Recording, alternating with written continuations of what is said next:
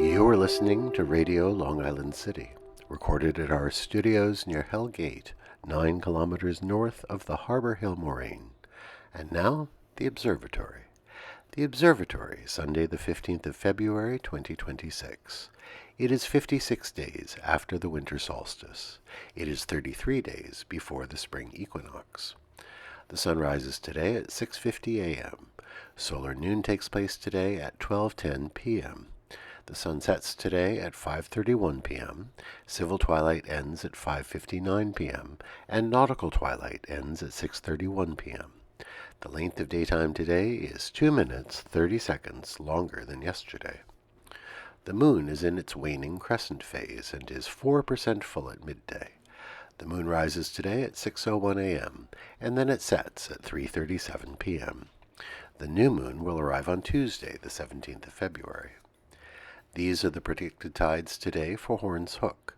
In the wee hours, low tide, 2:10 a.m., 6 centimeters.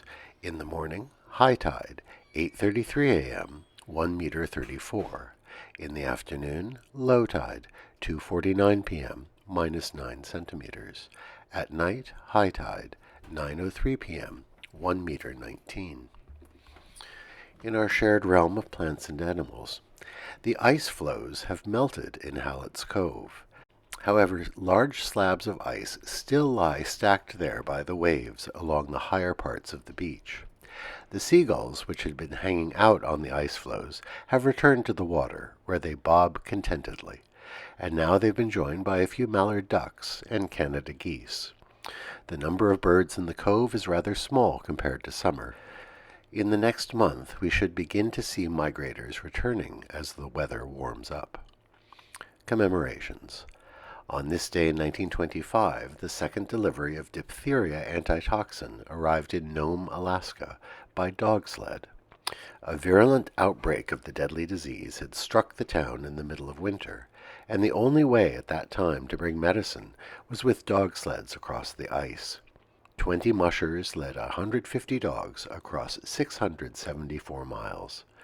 The Nome Serum Run, also known as the Great Race of Mercy, is memorialized in Central Park by the statue of Balto, the sled dog, that stands near the 67th Street entrance to the park on Fifth Avenue. On this day in 1942, the famous poster, now known as Rosie the Riveter, was released in Westinghouse plants involved in the war effort. Created by the artist J. Howard Miller, the poster shows a woman in short-sleeve factory overalls, flexing her bicep and looking firm and determined. The slogan, "We can do it," appears over her head. Since the war, the image has become a popular image of women's strength and grit. Today we remember Cesar Romero, born this day in 1907.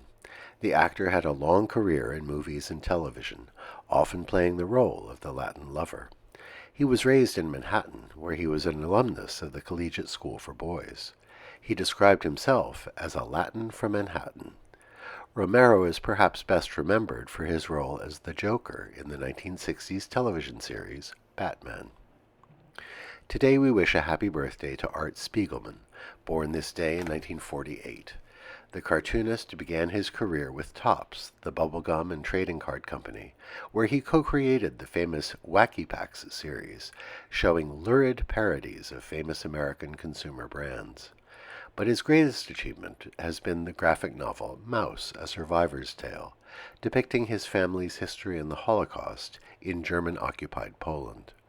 In the book, he portrayed the Jews as mice, the Nazis as cats, and, cuttingly, the Poles as pigs. Rooted in the imagery of comics, the book is a deeply serious account of the horror of the Holocaust. It was the first graphic novel to win a Pulitzer, awarded in 1992. Happy birthday, Art Spiegelman. Today is National Flag Day in Canada, honoring the adoption of the red maple leaf flag in 1965. Greetings to our Canadian friends and neighbors. Finally, today is honored as Parinirvana Day in many Mahayana Buddhist countries across East Asia. It marks the passing of the Buddha's physical body and his final achievement of complete nirvana.